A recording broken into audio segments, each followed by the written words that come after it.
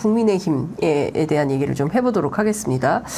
자, 박민식 전 장관 유력한 후보였는데 일단 그 경선 포기를 했습니다. 그리고 충남 아산갑 사선 중진이죠. 이명수 의원이 불출마 선언을 했어요.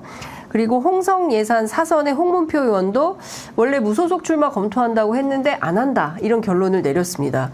상당히 일사불란하게 진행이 되고 있습니다. 국민의힘은 뭐 문제없이 잘 가고 있는 겁니까? 소리 없는 공천, 이거 어떻게 봐야 됩니까? 자, 구경 기자님. 아니, 저는 이렇게 좀 할 것 같아요. 국민의힘 공천을 이제 한마디로 평가하면 네. 그 약속 대련을 방불케 하는 짜임새 있는 퇴장이 이루어지고 있다. 약속 대련을 방불케 하는 짜임새 있는 퇴장. 이게 뭐냐면 이런 것 같아요. 네. 국민의힘은 뭔가 현역 의원 중에서 부정적인 요인이 있거나 불리한 요인이 있으면은 제가 뭐 저간의 사실관계는 잘 모르겠지만 네. 귀띔을 좀 해주는 것 같아요. 예를 들면 당신은 하위 10%여서 컷오프 대상이라든가 네. 지금 뭐 공개적으로 명단이 알려진 건 없지 않습니까? 네. 아니면 동일 지역에 3선 낙선, 3번 낙선을 해서 네. 감점 요인이 커서 경선을 해도 쉽지 않다라는 내용을 뭔가 믿을 만한 사람이 전해준다거나 네. 뭐 아니면 여론조사 결과 사전에 네. 경선을 하기로 하긴 했는데 네.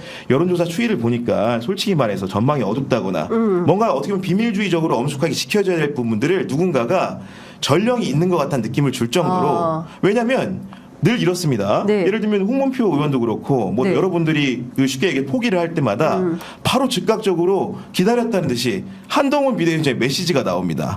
그러면서 그분들의 용기와 헌신을 칭송하거든요. 네. 기본적으로 어느 정도 약조된 시간적 간격을 둔 게 아니고 예를 들면 당일날 불출마하겠다고 하면 네. 당일날 경선 포기를 하겠다고 하면 네. 예측 가능성이 없다고 하면 뭔가 즉각적으로 입장이 나오기 힘들거든요. 네. 충분히 짜여진 상태에서 이렇게 함으로써 위기를 뭔가 최소화하고 있고 그리고 홍문표 의원 같은 경우 사실 할 말이 많을 것 같아요. 네, 그렇죠. 왜냐하면 강승규 전 시민사회 수석이 뭐 네. 대통령 시계를 돌렸느니 그렇죠. 뭐 밥을 샀느니 다양한 명함도 부위 주장을 돌리고, 했거든요. 맞습니다. 그리고 본인도 이런 거예요. 원래 지역구가 자기가 3번 낙선했던 때는 네. 지역구도 지금하고 짜임새가 달랐다는 주장이거든요. 예, 예. 그 억울함이 많은데도 지금 이렇게 자기가 나간다고 그만둔다고 얘기를 했어요. 예. 그러다가 또 이제 여론을 받으니 경선은 안 했으니까 또 무소속으로 할 수 있다고 한번 띄워봅니다. 네. 당이 또 뭐라고 합니까 어제? 앞으로 우리 당과 함께 할 수 있는 일이 많을 거다라고 합니다. 네. 그 암시 속에는 예. 정부 여당이 가진 자리들이라든가 예. 여러 가지 베풀 수 있는 호혜들이 좀 있지 않습니까? 네, 네.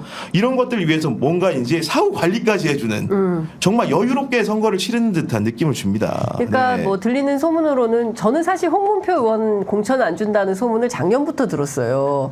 네, 그래서 그 얘기를 홍문표 의원한테 제가 취재를 하면 절대 그런 일 없다. 경쟁력이 내가 최고고 이 지역은 나밖에 없다, 이런 말씀을 많이 하셨어요. 그런데 결국 이렇게 되는 거죠. 그래서 제가 깜짝 놀랐는데 본인은 또 그렇다고 해서 무소속 출마는 안 한다라고 접는 걸 보면 캐비넷의 힘인가? 뭐 이런 예, 비판을 하는 분도 계세요. 김은지 기자 어떻게 보세요? 네, 어제 저희 방송 출연했던 박성태 실장이 이렇게 평가했는데 굉장히 동의가 되더라고요.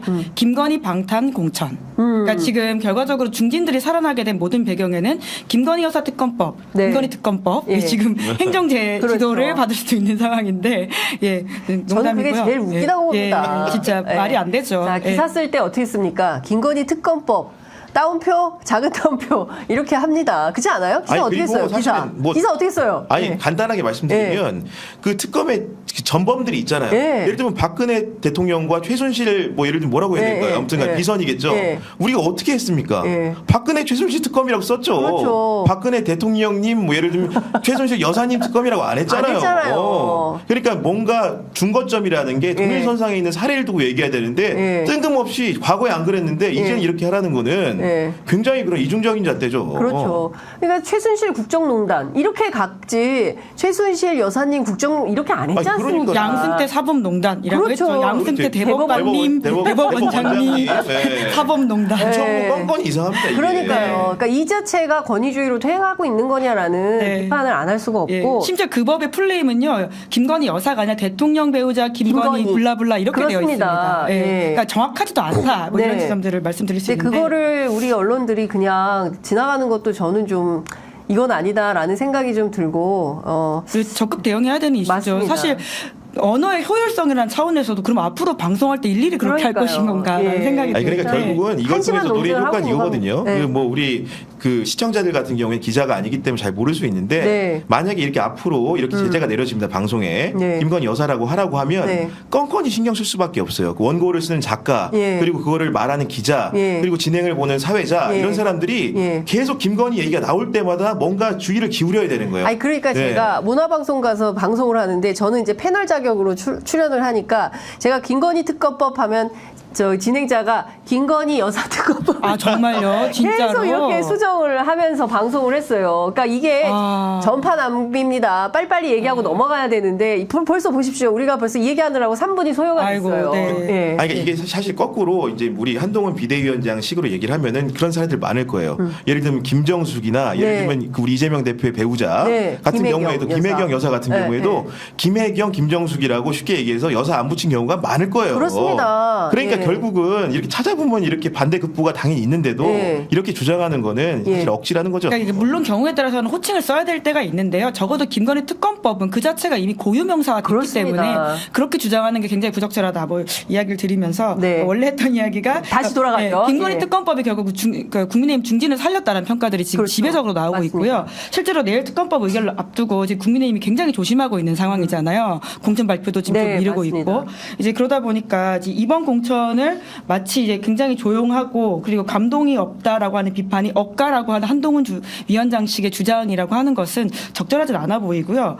지금 결국은 정말 작년 말부터 시작해서 윤석열 대통령이 김건희 특검법 관련해서 굉장히 신경을 썼다고 하는 것은 저도 여러 경로로 들었습니다. 이제 그런데 그 결과가 아주 아이러니하게 국민의힘 중진들을 살리는 상황이 돼버렸다. 이 공천에 대한 평가를 분명히 해야 되는데 이것이 마치 그러니까 조용하기만 하기 때문에 괜찮은 공천처럼 보이는 것은 좀 그 본질을 벗어났다라는 생각이 들긴 합니다. 그러니까요. 근데 게다가 하나만 더 짚으면요. 네. 김성교 전 의원이라든지 정우택 의원이 지금 다 살아났거든요. 네. 특히나 김성교 전 의원 같은 경우에는 이제 불법 후원금 받은 혐의로 의원직 상실했어요. 본인은 무죄 받긴 했지만 네. 회계 책임자가 1,000만 원 벌금 받았기 그렇죠. 때문이고요. 오늘 또 하나의 관전 포인트가 있습니다. 전복민 전 의원과 예. 현 의원인가요? 전복민 의원과 그리고 타당에 다시 돌아왔죠. 예. 전복민 의원과 장해찬 전 장해찬 최고위원의 수영. 지금 네. 이제 빅매치가 오늘 발표가 예, 되거든요. 예. 경선. 예. 네. 이런 것들도 굉장히 주목해 봐야 되는데 예. 계속해서 이 그 어떤 비리 혐의와 연루되어 있던 혹은 뭐 무죄를 받았다라고는 하지만 무혐의를 받았다고 하지만 문제가 됐던 분들이 살아 돌아온다라는 네, 그렇죠. 것이죠. 그리고 어제 그 우리 그거 안 했네. 정치 비상구 홍보랑 예, 뉴스인 홍보를 했어야 됐는데 나갈 때 하시죠. 이때 나갈 때 까먹었어요 제가 오늘. 예. 김종대 전 의원 그 분석에 따르면 사실상 이게 두 가지 특검이 중요한데 하나는 김건희 특검이고 다른 하나는 최상병 특검이잖아요. 맞습니다. 이 최상병 특검과 관련해서 그 중대한 법률적 위반 하자가 확인되면 이거는 탄핵 사유가 되기 때문에 이걸 막아야 돼서 대통령이 직접 연관돼 있다는 그렇습니다. 의혹이 있으니까요. 예, 예. 왜냐하면 VIP 경로소를 포함해서 뭐 여러 가지 문자 이런 것들이 이제 재판 과정에서 나오고 있으니까요.